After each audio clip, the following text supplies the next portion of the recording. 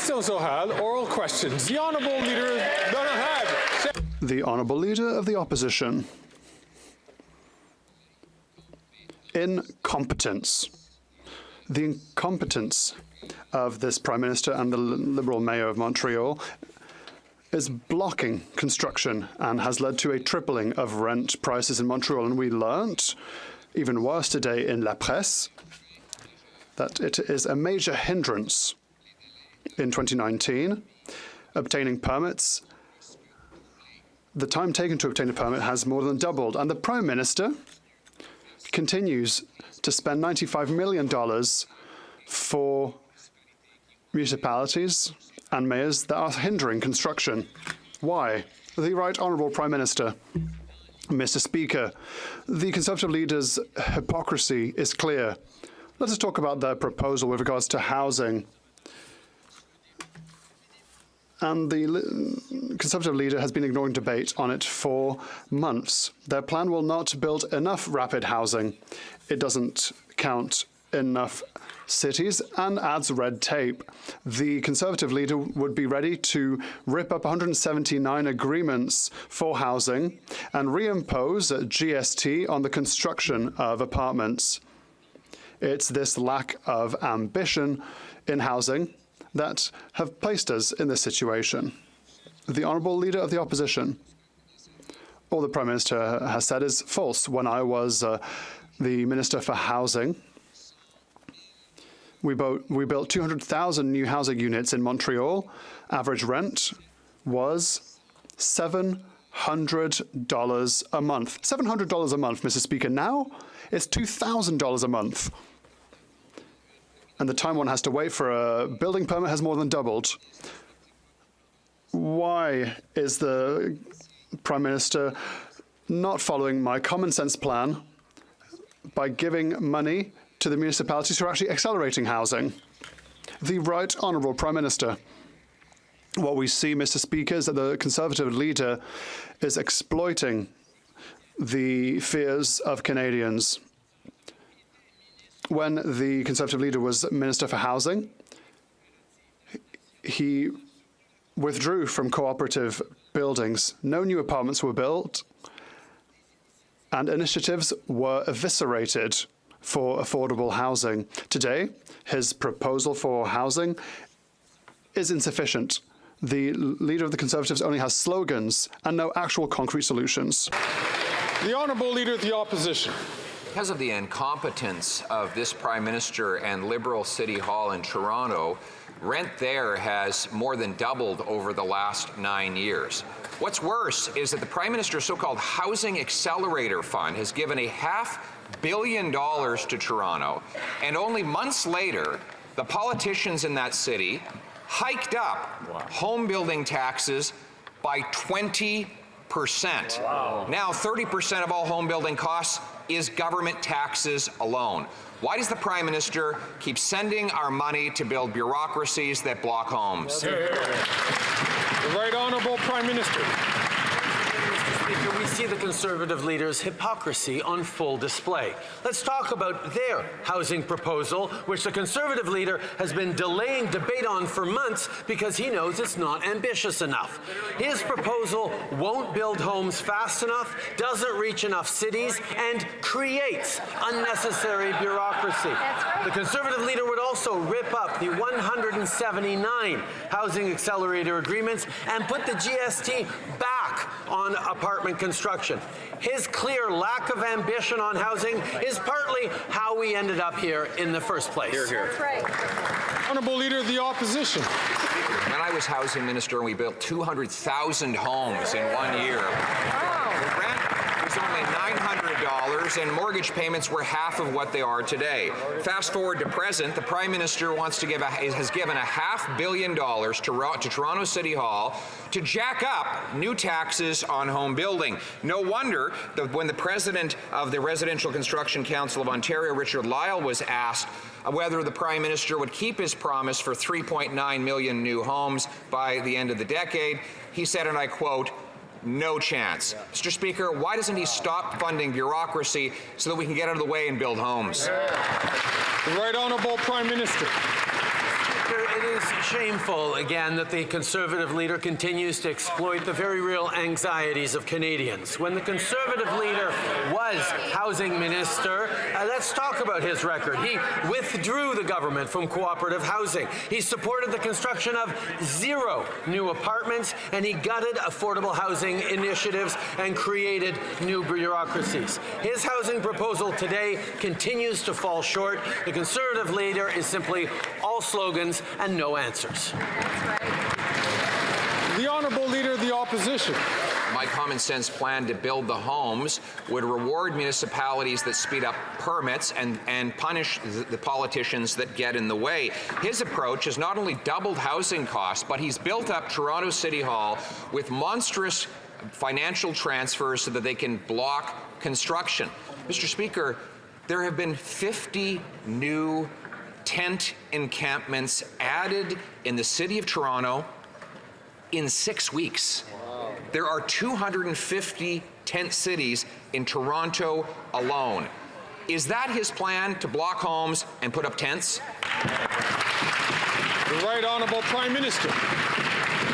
Mr. Speaker, the so-called plan that the Conservative leader has put forward on housing does absolutely nothing to address homelessness or encampments. What we're actually investing in is hundreds of millions of dollars to help municipalities across the country build more housing rapidly, create the wraparound supports necessary to support people facing homelessness, and continue to be there on the most ambitious and comprehensive housing plan that this country has ever seen. This is part of what we're having to make up for the lost years in which he was housing minister 10 years ago, not creating housing for Canadians, not investing in our future. The Honourable Member for Baillieu-Chambly. Mr. Speaker, with regards to foreign interference, there was a report that talked of the elections of 2019 and 2021. It shows that there was a large deficit in coordination. It seems like the Prime Minister's office simply tried to sweep it under the rug. He admitted himself that he didn't read reports because he was not interested in them, which is not a good sign of leadership. How will the Prime Minister put an end to this complicity through inaction from his government? The Right Honourable Prime Minister. Mr. Speaker, of course, we thank the National Agency for their diligent work. They put forward a number of recommendations upon which we are working. It is certain through our discussions on foreign interference, there were a number of challenges raised through matters such as internal communications through our intelligence agencies. Will continue to implement recommendations and proposals that will improve the way that we respond as a government to foreign interference. The Honourable Member for Baillieu-Chambly. Mr. Speaker, these aren't challenges. It's a monumental failure through ignorance and a lack of interest. To go even further in this direction, the Haut Commission has asked for information, but the Prime Minister's office literally withheld information and documents that the Commissioner had to fight to finally obtain. And it's the Commission that requested these documents. Will the Prime Minister promise his full collaboration and unconditional collaboration for this Commission from here on in? The Right Honourable Prime Minister. Mr. Speaker, as government, we shared with various investigative commissions more cabinet confidence than any government in the history of our country. We know how important it is to show Canadians that they can trust our public service structures in our intelligence bodies and in our government to counter foreign interference. And that is the reason for which we have shown ourselves to be transparent and open with the Commissioner, with all commissions. In fact, we will continue to show the work that we are doing as a government. The Honourable Member from Burnaby South. The hospital in Moose Factory was built nearly 70 years ago. The wood roof is caving in. There are no elevators. Patients and staff deserve better. For 2 decades, the community of James Bay has been pushing the federal government to build a new hospital. The Liberals promised funding, but in the last budget, there wasn't a single cent for the hospital. The province and Winnebago Area Health Authority are ready to go. Will the Prime Minister finally fund the new James Bay Hospital, yes or no? The Right Honourable Prime Minister. Mr. Speaker, over the past years, we have made historic investments in First Nations and Indigenous healthcare right across the country. We recognize there is more to do. We're going to continue to be there as partners to Indigenous communities, to provincial health authorities, to making sure those investments show up for vulnerable Canadians from coast to coast to coast. We know how much more there is to do on the path to reconciliation, but we are there to be a partner every step of the way, and we'll continue to work to respond to the important needs of First Nations communities around healthcare. L'honorable député. The honourable member for Burnaby South. Gives promise to the community and needs to build that hospital. Yeah. The Transport Collectif. Public transit in Montreal is in crisis. Experts are clear it's running out of money. And the longer this crisis lasts, the greater number of people will lose their public transit, and this government is doing absolutely nothing. The Liberals are abandoning Montrealers. What's the point of having Liberal MPs in Montreal if none of them are fighting for their city? The Right Honourable Prime Minister. Mr. Speaker, rubbish. We have been here to invest in transit more than any previous government. And as a proud member from Montreal, our actions for the Blue Line, for the REM, our actions to continue investing in transit in Montreal, like is the case in Quebec City and throughout the country, will continue. We have implemented an infrastructure program to invest in a permanent and sustainable and recurrent way for decades to come in transit, and we'll continue to be here for Montreal, for Montrealers, for Quebecers and all Canadians when it comes to transit. The honourable member from Kelowna Lake Country. Mr. Speaker, after 9 years of this NDP Liberal government, Canada's housing crisis is only getting worse. The Liberals claim in Budget 2024 that they're going to build 3.87 million homes by 2031. And that would mean a new home completed every 57 seconds every day. At the Housing Committee, I asked Richard Lyle, a home building expert, if this was realistic, and he said, not a chance. The Prime Minister is not worth the cost of housing. Will this Prime Minister stop funding photo ops and start building the homes that Canadians desperately need? The Honourable Minister for Housing, Infrastructure and Communities. Mr. Speaker, with the recent housing plan, we've set out to build the number of homes that's actually required to solve the housing crisis. With respect, Mr. Speaker, it's disappointing in the extreme that the Conservatives won't even set a goal that will solve the problem. What's more interesting, Mr. Speaker, is the member who posed the question actually had her community benefit with a $31.5 million investment to build more homes in Kelowna. She's advocating that that money is taken away from her city and be replaced by a program for which Kelowna is ineligible. Most MPs advocate for investments in their community. It's disappointing my colleagues doing the opposite. The honourable member from Kelowna Lake Country. Well, Mr. Speaker, it was announced just this morning that, in fact, housing starts are down in my community and also across the country. Wow. And in 2015, people could actually afford a home. 9 years of this NDP Liberal government has only brought us a housing crisis. And the head of the Residential Construction Council of Ontario said that construction is down there, and we are seeing this across the entire country. He said high financing costs and development charges means home builders are sitting at home instead of building homes. So since this Prime Minister has no meaningful plan, will the Liberals vote for our housing bill put forward by the Conservative opposition leader to build the homes, not bureaucracy? The Honourable Minister for Housing, Infrastructure and Communities. Mr. Speaker, if she argues that housing starts in her community are down, why is her solution to cut funding for housing in her community? Exactly. It's endemic to the Conservative approach. When you actually look at the plan that they put forward, it includes a tax hike on new apartment construction. It includes cuts to the programs that fund affordable housing, cuts to the programs that fund cities to build housing, cuts to the programs that allow young people to get into the market for the first time. The cuts are so extreme, even Conservative premiers are crying out, threatening to call snap elections in order to avoid the prospect of Conservative cuts. Cuts will not build homes. Hear, hear.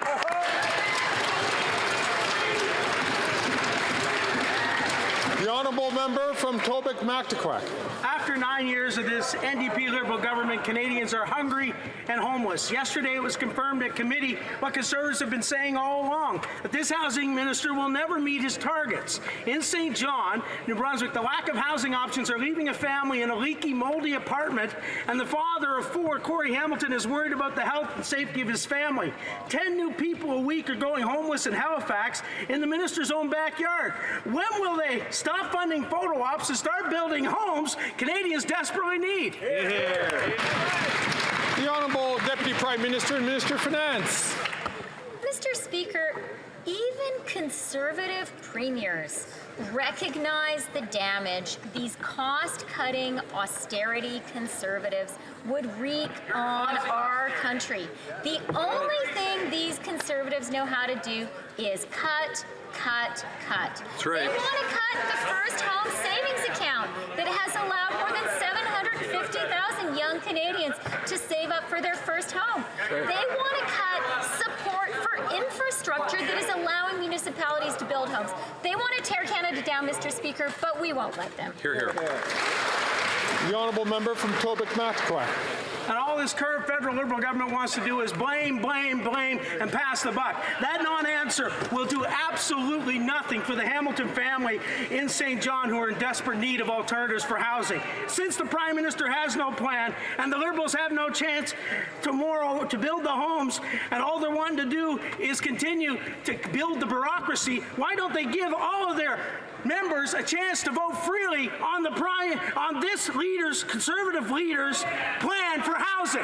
Let's do that tomorrow, a free vote.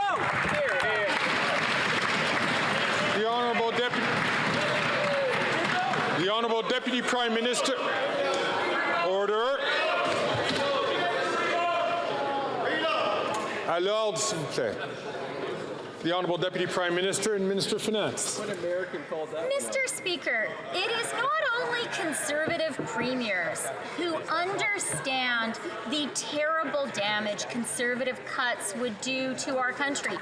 Canada's mayors get it too. That's right. And that's why it was so shameful to hear the progressive mayors of 2 great Canadian cities, Toronto and Montreal, be vilified by the Conservative leader today. We believe in working with our municipal partners and our provincial ones. That's how we build Canada. The honourable member from Mégantic-L'Érable. Mr. Speaker, the cat's out of the bag after 9 years of inflationary spending supported by the Bloc, which tripled the cost of housing in Montreal. A detailed report in La Presse today confirms that the time it takes to obtain a building permit in Montreal is interminable. It takes 540 days to build a home in the mayor's own borough of Ville-Marie. 540 days. Will the Prime Minister stop rewarding bureaucratic incompetence and instead reward municipalities that actually speed up housing construction, as proposed by the leader of the opposition's Common Sense Bill? The Honourable Minister for Housing, Infrastructure and Communities. Mr. Speaker, it's incredible. The member is asking a question about housing. But the leader of the opposition will table a bill that will cut measures for affordable housing, that will cut measures that will support communities that build housing, that will cut measures that will support individuals who buy their first home. The problem with the Conservatives is that they're not a good thing for Canadians. They're a disaster. The honourable member from Mégantic-L'Érable. You know what happens with this housing minister's measures? After 9 years, more and more Quebecers are living in tents in Montreal because of this minister's and the Prime Minister's incompetence. Will the Prime Minister accept our common sense plan for Canada and Quebec to sign a common sense agreement to encourage housing construction in Montreal?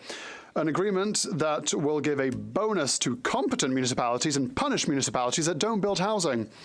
Will the Prime Minister at least allow his MPs a free vote to support the bill to build housing and not build red tape?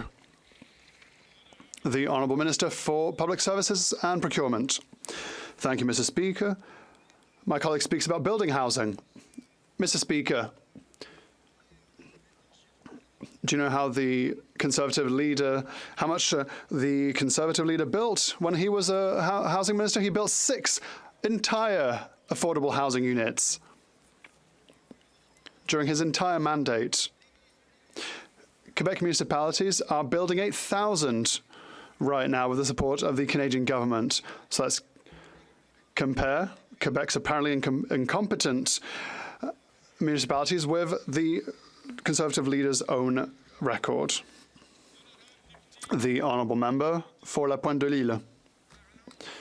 Let's talk about the report by the Office québécois de la langue française. The federal public administration is the worst economic sector in Quebec when it comes to being able to use French in the workplace. Yesterday, we asked the Commissioner for Official Languages about this. He reminded us that complaints about the language of work have not gone down this year. They've actually gone up. It's in the Gatineau-Ottawa region that the number of complaints are the highest, at the very heart of the federal apparatus. When will the Liberals stop their federal administration from becoming an Anglicization machine? The Honourable President of the Treasury Board. Thank you, Mr. Speaker. That's simply not true. We know that that it's through a bilingual public service that we'll be able to serve Canadians. Canadians can obtain service in the official language of their choice. That is a fundamental aspect of our public service, and so we will continue to protect and promote French, and we are determined to promote a working environment that is conducive to the use of French and English, Mr. Speaker. The Honourable Member for La Pointe de l'Île. If the federal government is Quebec's worst employer when it comes to being able to use French, it's because of a lack of Liberal political will. With the reform of the Official Languages Act, the Liberals were supposed to impose a regulatory framework to force equality between French and English in federal institutions. Well, we're still waiting, Mr. Speaker. To quote the Commissioner for Official Languages yesterday, we need renewed commitment, and that starts with leadership from federal ministers. So when will we see a regulatory framework and actual leadership from ministers? The Honourable President of the Treasury Board. Mr. Speaker, I've also spoken with the Commissioner, and I've spoken to him and to all stakeholders in our government and in our country. As President of the Treasury Board, I have made commitments in the implementation of Parts 4, 5, 6 of the OLA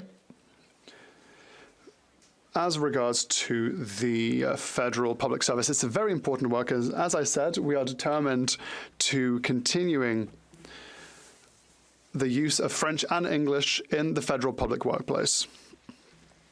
The Honourable Member for Trois-Rivières. Mr. Speaker, we'll take no lessons from the Liberals. The Liberals are far too easy to identify. They keep saying we have to protect French, yet the federal government is the worst employer in Quebec when it comes to French in the workplace. Are they tightening the screws on their own administration to put a stop to this? No.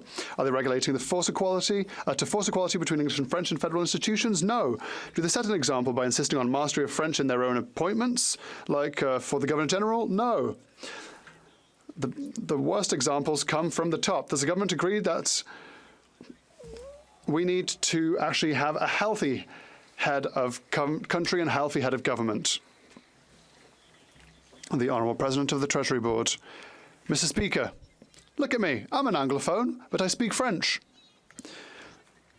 What's he talking about? I can speak French in this House of Commons, and I can speak French with all public servants, in French and in English, and I will continue to try and implement Parts 4, 5, and 6 of the Official Languages Act. And that is my responsibility and our priority, Mr. Speaker.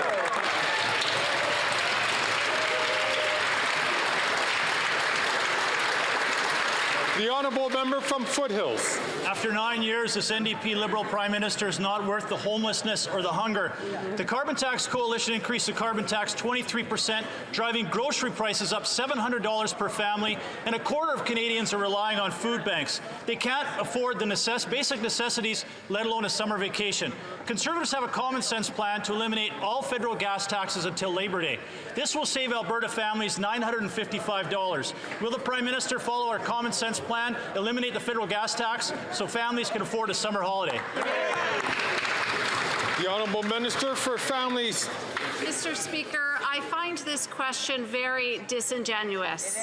We will take no lessons from the Conservatives when it comes to food bank usage when they refuse and they vote against providing food to hungry kids at school. The Honourable Member from Foothills. Out of touch is a Liberal NDP government that listens to bankers and bondholders that benefit from Liberal inflation. I'm listening to my constituents like Lisa, who showed me her carbon tax rebate. It was $15. What a joke. It's not a joke for Foothills families who pay $3,000 a year in carbon taxes, have nothing left for food or homes, let alone a summer vacation. The Parliamentary Budget Officer is clear. Canadians pay more in the carbon tax than they get back in a rebate. Will the Prime Minister axe all federal gas tax this summer so Lisa could take her family for a summer road trip? The Honourable Deputy Prime Minister and Minister of Finance. Mr. Speaker, the Conservatives are the party of austerity. That's right. The only thing they know how to do is cut, cut, cut. And so it is no surprise that they want to cut the carbon rebates that leave 8 out of 10 Canadian families better off. And you know what else they want to cut? They want to cut the National School Food Program. They want to cut early learning and child care. Yep. They want to cut dental care that already 2 million Canadians are benefiting from. Right. They want to tear Canada down, but we won't let them. Hear, hear. The Honourable Member from Lambton, Kent, Middlesex. After 9 years, this NDP Liberal Prime Minister is not worth the hunger and homelessness. Alan and Willa, seniors from Melbourne who've worked their whole lives, have told me that they can't even afford a small vacation because everything is too expensive. Conservatives are calling on the government to axe the tax this summer, saving Ontario families nearly $600 to help pay for food and housing and maybe a small family vacation. So will the Prime Minister adopt our common sense plan to axe the tax on gas this summer so Canadians can afford a summer road trip? The Honourable Minister for Natural Resources and Energy. Thank you, Mr. Speaker. As I've said a number of times in this House, it would be useful if the Conservative Party of Canada actually used facts to inform the questions that they ask. 8 out of 10 Canadian families get more money back. 300 Canadian economists have said so. The Parliamentary Budget Officer has said so. It actually works in reverse to income, so it's people who actually live on the most modest income that get the most money back, and it's part of fixing the climate crisis that threatens the future of our children. The group across the way has no plan for affordability, and their plan for climate is to simply let the planet burn. The Honourable Member from Lambton, Kent, Middlesex. What we just heard that answer from the NDP Liberal government is that they want Canadians like Alan and Willa to be poor and miserable. Canadians deserve a break. They work hard, they pay their taxes, and how does this government repay them? They increase the carbon tax by 23%. So I'll ask the question again. Will the Prime Minister adopt our common sense plan to axe the tax on gas this summer so Canadians can afford a summer vacation?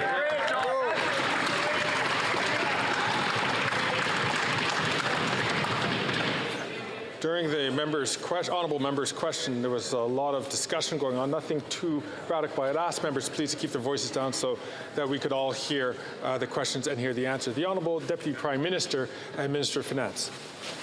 Mr. Speaker, even Conservative premiers understand the absolute carnage that Conservative cuts would cause across our country.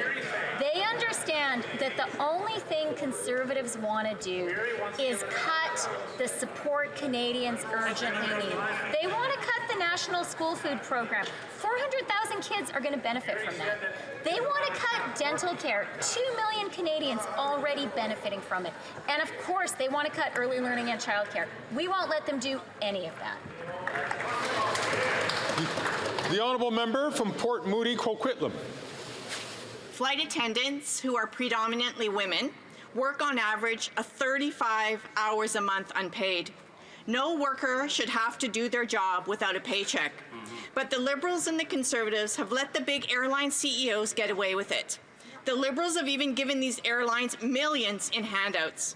And recently, the Liberals told flight attendants that they should simply file complaints with those same CEOs who are ripping them off. Why are the Liberals putting the burden on workers instead of holding profitable CEOs to account? You're here. The Honourable Minister of Labour. Members are aware Canadian Airlines are private sector companies. The government does not regulate wages in companies aside from setting a minimum wage. Employers must pay their workers no less than the minimum wage for all hours of work performed, which is protected under the Canada Labour Code. This is an issue we take very seriously, and we are monitoring it closely. Thank you, Mr. Speaker. The Honourable Member from Skeena-Bulkley Valley. Mr. Speaker, people with disabilities are still waiting for this government to protect their dignity and their safety when they travel with Canadian Airlines. We've heard story after story about people being injured, mobility aids being broken or lost. And the Liberals' response? They held a summit where there was yet again more talk and very little action. The only announcement from the summit was the airlines earnestly promising to do better in the future. The minister can do more than simply ask politely. He can lay down the law and set proper rules. Why does he refuse to? The Honourable Parliamentary Secretary. Mr. Speaker, our government is firm in supporting persons with disabilities, be they traveling from point A to point B, by air, by land, by sea, by all means of transport. And that's why we held a disability summit gathering together the airlines industry and persons with disabilities to sharpen our pencils to make sure that persons with disabilities can travel with dignity. We are doing this work. We're making sure that Canadians can travel in a dignified fashion. Thank you, Mr. Speaker. Good answer. The Honourable Member from Halifax West. We have an abundance of talent in Atlantic Canada's colleges and universities. The cutting-edge research and innovation produced in my region strengthens Canada's competitive advantage and drives growth in key industries like manufacturing, clean energy, and ocean sustainability. Can the minister responsible for ACOA tell the House what our government is doing to support researchers and entrepreneurs fueling East Coast innovation? Good question. The Honourable Minister of Regional Economic Development in ACOA. Mr. Speaker, Atlantic Canada is just full of bright thinkers and doers. And at ACOA, the past few years, we've invested $30 million in Springboard Atlantic to get ideas from the classroom to the boardroom. Springboard has turned that funding into $500 million in partnerships. We know ACOA investments bring long-term benefits to our communities. And yet, the member from New Brunswick Southwest wrote in the National Post that ACOA and the other regional economic development agencies should be shut down. I wonder, do the other 7 Atlantic Conservatives agree with them? Will they stand up for our region and support the work of ACOA? Let's hope they have a backbone. We do, Mr. Speaker.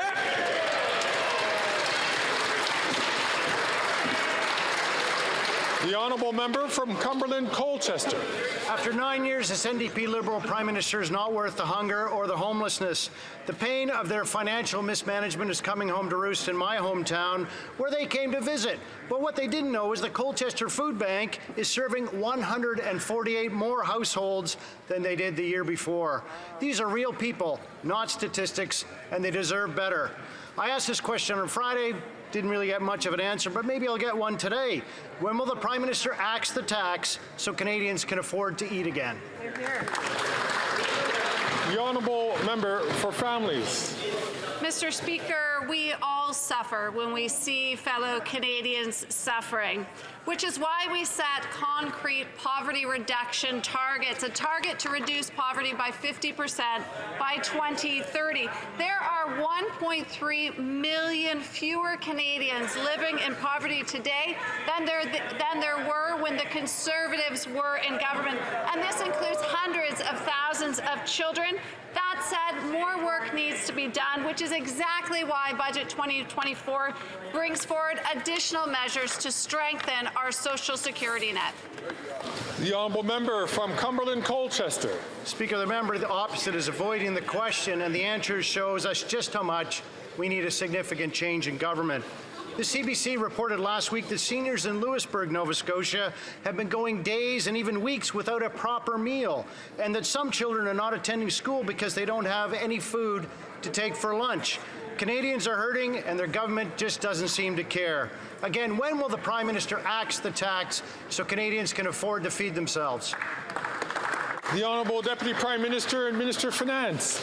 Mr. Speaker, it is the height of hypocrisy for Conservatives to claim that they care about the most vulnerable among us. That's right. Let's talk about seniors, Mr. Speaker. 900,000 seniors across the country are benefiting from the GIS put in place by our government. And children in school, I agree that it is a tragedy for a kid to go to school hungry, and that's why our national school food program will provide meals for an additional 400,000 children. They are opposed to both. We take no lessons from them when it comes to food. The Honourable Member from Chatham-Kent, Leamington. After 9 years, this NDP Liberal Prime Minister is not worth the hunger and or homelessness. Food Banks Canada gives Canada failing grades as nearly half of Canadians are financially feeling the cost of living increases. Housing costs have doubled. 1 in 4 experience food insecurity. Food bank usage is up 11% in Windsor-Essex. 61% of Canadians are using food banks, and they're the first-time users. Mr. Speaker, we believe in bringing it home. The tragedy of this government is that there are people who can't afford a home, let alone food to put into it. Is this the sunny ways that this Prime Minister promised Canadians? The Honourable Minister of Health. Well, of course, we know, Mr. Speaker, that when the Conservatives had the opportunity to be in government, they focused no attention on those that were homeless or vulnerable. We have not only met our targets every year to reduce poverty, but have taken important action. What the Conservatives essentially are saying is, in tough global times, we're here for you to cut your dental care. We're here for you to cut your diabetes medication. We're here for you to cut your child care. We're here for you to cut the supports that you need in difficult economic times. Canadians will see through that. They know who has their back.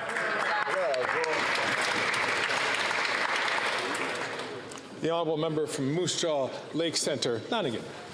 Mr. Speaker, after 9 years, this NDP Liberal Prime Minister is not worth the hunger or the homelessness. Nearly half of Canadians are paying more than a third of their paycheck on food.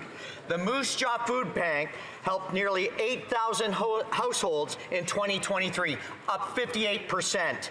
It's time to give Canadians back their dignity. Mr. Speaker, will the Prime Minister axe the tax, or will it take a common-sense Conservative government before Canadians can afford to eat? The Honourable Deputy Prime Minister and Minister of Finance. Mr. Speaker, we will take no lessons from these Conservatives when it comes to supporting the most vulnerable among us. Since we formed government, 1.3 million Canadians have been lifted out of poverty, including hundreds of thousands of children. But we recognize these are very challenging times in Canada and around the world. And that is why we are so glad to be putting in place a national school food program. 400,000 kids will get meals because of it. How can the Conservatives vote against that? You know how? Because they only believe in cuts and austerity. That's right. The Honourable Member for Lac Saint Jean. Mr. Speaker, yesterday, the Minister of Immigration was asked about the distribution of asylum seekers. He replied that we were confusing reception capacity with willingness to receive. I'd like to remind him that Quebec has opened the equivalent of more than 50 schools with reception classes for refugee children this year. Now that's willingness. In the meantime, Ottawa is not spreading out asylum seekers or reimbursing the costs, and we see families sleeping outside for lack of accommodation.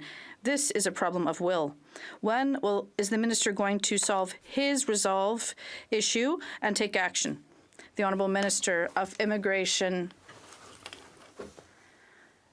First, I'd like to underscore the participation of the Bloc in terms of immigration. We're wondering why they haven't increased their capacity for several years, and the responsibility is shared between Quebec and Canada. That's what we've announced for weeks we're going to do, and we're going to see results. But this is a positive development in our relationship. The honourable member for Lac-Saint-Jean. With such comments, it's easy to understand why Ottawa has been sleeping on the issue of asylum seekers for months. If the minister still thinks that it's a question of will and not of capacity, he really hasn't understood a thing. Meanwhile, there are people lining up at food banks. There are people with no place to stay. There are schools that were already short of resources and now don't know what to do today. When is the minister going to understand that there are people who are at the end of the rope and that there are people who can't take it anymore because the actions of his government? The Honourable Minister of Immigration, Refugees and Citizenship. Mr. Speaker, I think that Quebecers and Canadians would agree with me by saying that $5.2 billion transferred to Quebec under the Canada-Quebec Agreement is action. We're always ready to do more. It's also very clear that Canada, like many other countries, is facing an irregular migration issue, but we can meet up to this challenge with our provinces and territories as partners. From Fort McMurray, Cold Lake. After 9 years, it is clear NDP Liberal extremist drug policies have been a complete failure. Something everybody seems to understand except this NDP Liberal government. 100% of people recently polled were opposed to these dangerous drug policies that are flooding our streets with potent drugs. I quote, all believe this was a step in the wrong direction. What will it take for this Prime Minister to cancel his deadly and dangerous taxpayer-funded drug trafficking experiment? The Honourable Minister for Mental Health and Addictions. Mr. Speaker, the member well knows that first and foremost, diversion is illegal in this country of any narcotics. Doesn't matter what they're for, ADHD, methamphetamines, or anything else of the sort. When it comes to prescribed alternatives, Mr. Speaker, it is one tool of many to combat the overdose crisis in this country, to save lives, Mr. Speaker. They choose an either-or and a war on drugs policy that will leave people dead in the streets rather than getting them to health care. Shame on them, Mr. Speaker. The honourable member from Fort McMurray, Cold Lake. After 9 years of this NDP Liberal government, the only thing that's dropped in price has been the price of hydromorphone, which, by the way, the street price has gone from $20 a pill to $2 a pill under their watch because of the diversion they have allowed. Police sounded the alarm, sharing that 50% of hydromorphone that they've seized has been from diverted taxpayer-funded drug trafficking schemes, flooding the streets with potent drugs and fueling new addiction. So the question is simple: when will they put an end to this dangerous program? The Honourable Minister for Mental Health and Addictions. Mr. Speaker, I will say it again. Diversion is illegal in this country. And not only that, Mr. Speaker, Conservatives are trying to portray the fiction of our streets rather than the reality. The RCMP made it explicitly clear of what is happening with regards to diversion, and the numbers you're quoting are simply not fact. The facts are this: data shows that there's no increase of hydromorphone in the past decade from drug seizures across Canada. Mr. Speaker, we are talking about saving lives. Where are they? The honourable member for Charlesbourg-Haut-Saint-Charles. We have learned in the Journal de Montréal that there are people using drugs in the streets near an elementary school in the Saint-Henri district of Montreal. Parents are having to step over people using drugs on the street and are traumatized and worried for their children. This situation is escalating across Canada. Can the Prime Minister confirm that he will not listen to the demands of the City of Montreal to legalize the use of hard drugs in public spaces? The Honourable Minister. Yet again, the Conservatives want to play games with the lives of people who need health care. It's shameful, Mr. Speaker. Decriminalization is about personal possession. It has nothing to do with the control of substances in this country. Mr. Speaker, on this side of the House, people need prevention, they need harm reduction, which they refuse to acknowledge. They need health care. Stop criminalizing our loved ones and get them into health services.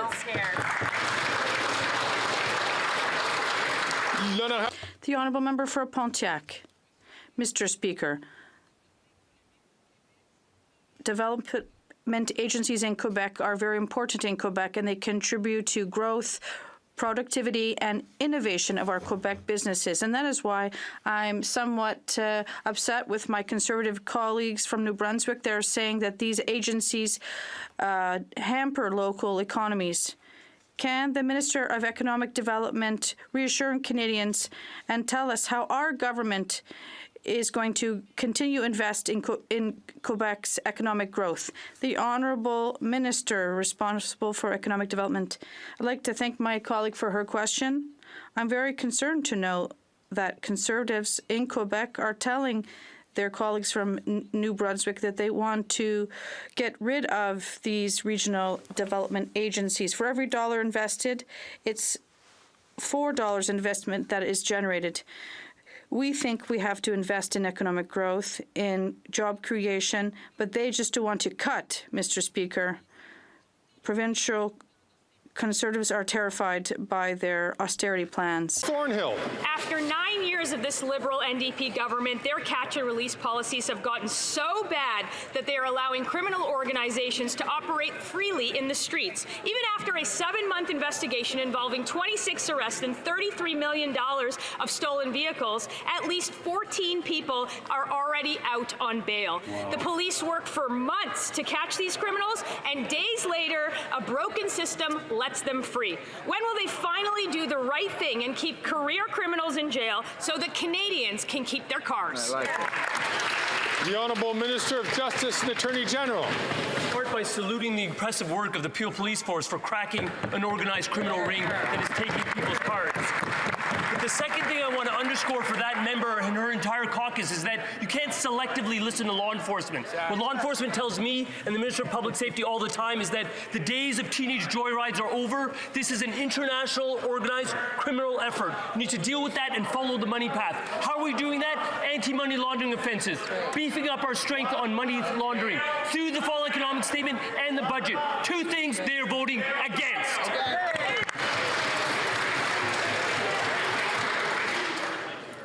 The honourable member from Thornhill. Speaker, it's that minister's policy that is working against the Peel Police. And this is coming from a guy that in his ministry had 3 cars stolen in 3 years. The evidence is right on his doorstep. The Liberal catch and release policies are not working. After 9 years of this NDP Liberal Prime Minister, the GTA doesn't stand for Greater Toronto Area. It stands for Grand Theft Auto. 40 cars stolen a day in Toronto, 20 in Peel. How many more is it going to take for him to do something about it?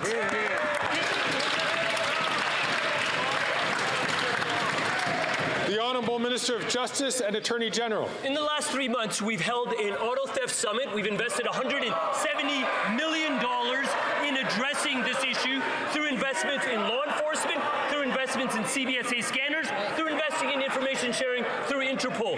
What we're doing is working diligently to break up criminal networks. We're not pursuing failed policies like the Conservatives' approach year after year under Stephen Harper, most of which were struck down by the Supreme Court of Canada. The honourable member from Oxford. Speaker, after 9 years of this Liberal NDP government's soft on crime policies, extortions have more than tripled in Canada. They allow criminals to terrorize our communities and our businesses because when they get arrested, they're let out on bail the same day. The Liberals talk a very big game about fighting crime, but when it matters, they're missing from action. Our common sense Conservative bill would have put these criminals behind bars by strengthening our extortion laws. Why do these Liberals vote against Bill 381 to fight extortion?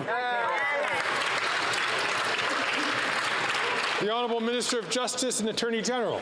Mr. Speaker, on this side of the House, we're listening to people that are affected by extortion. We know this is a pressing problem in parts of BC and in parts of my region in Ontario. What we are underscoring is that extortion is against the law. Extortion with the... Going to ask the honourable member from Peace River, Northern Rockies, and I'm forgetting one of the 2 words of that, to please to keep his comments to himself. I'll also also ask the honourable member from Cypress Hills Grasslands, please, to keep his comments until he has the floor. I'm going to ask the honourable minister to start again and start from the top. Mr. Speaker, we are listening constantly to communities that are being affected by extortion, particularly South Asians in the BC region and in the GTA. And what we hear from them is that they need support. We are providing those supports through aggressive responses under the criminal code. Extortion is against the law. Extortion with a weapon attracts a very significant penalty under Canadian criminal law. What we also understand from them is that organized criminality, including foreign interference and organized criminality, is behind these extortion attempts. That's why bills like C-70 will make an important difference. So will the budget measures on money laundering and cracking down on organized crime.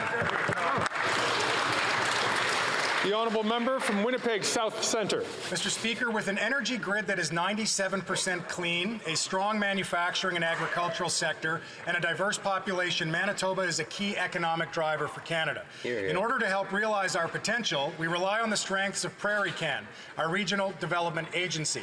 Some members of the opposition have suggested that investments in PrairieCan are not worthwhile. Can the Minister of Prairie Economic Development please inform us of the important role that the agency plays in supporting the Prairie region? Thank you. Good question. The Honourable Minister. Speaker, no matter where I go in the prairies, the great work done by PrairieCan is greatly appreciated. PrairieCan created or maintained over 150,000 jobs in over 6,300 businesses. Whether it's better positioning hydrogen in Edmonton, supporting work done by the Saskatchewan Research Council in Saskatoon, or helping New Flyer build net zero buses in Winnipeg, PrairieCan is making necessary investments in prairie businesses to help grow our economy. If Conservatives understood this important work, they wouldn't be calling to abolish it. Mr. Speaker, it's simply shameful. The honourable member from Vancouver East. Successive Liberal and Conservative governments have heavily relied on migrant workers to support Canada's economy. They are often underpaid and racialized. They can easily fall through the cracks, leaving them undocumented through no fault of their own. They live here and contribute to our communities, and they pay their taxes. Yet without permanent status, they're often subject to exploitation and abuse. The Liberals say they want to regularize them since 2021, but empty words won't protect workers. Will the Prime Minister implement a broad, uncapped program to regularize undocumented workers so that their basic human rights are protected? Yes. The Honourable Minister for Immigration, Refugees and... Thank you, Mr. Speaker. I appreciate and respect the member's passion in this matter, particularly for a set of people that indeed are in Canada, are subject to abuse at times, and there should be regular pathways for people that are here irregularly. I can confirm to this House that pursuant to the Minister's mandate letter, we are looking at a number of options. I would say to all Canadians that there is no clear consensus as to the path forward, but as this is work that is ongoing, I cannot comment any further. Thank you. The honourable member from Timmins, James Bay. Fire season is on us, and yet oil production of the tar sands has reached its highest peak ever. That's thanks to this Liberal government's $34 billion to the TMX pipeline. Now we learn Big Oil is planning a 400-kilometer pipeline along the Athabasca River, and they want to be exempt from a federal environmental assessment. And this government has signed a non-disclosure agreement with Pathways Alliance to keep details of this project secret. The planet is on fire. Why is the Environment Minister continuing to act like a sock puppet for big oil CEOs? The Honourable Minister of the Environment and Climate Change. Mr. Speaker, I've been very clear. There will be no special pathway for the Pathways project. If that project is subject to Federal Impact Assessment Act, it will be evaluated as other federal projects are evaluated, and there will be no special cases made for that project, Mr. Speaker. I'd like to draw the attention of members in the presence of the gallery of Her Excellency Danica Gurvala Schwartz, Deputy Prime Minister and Minister of Foreign Affairs and Diaspora of the Republic of Kosovo.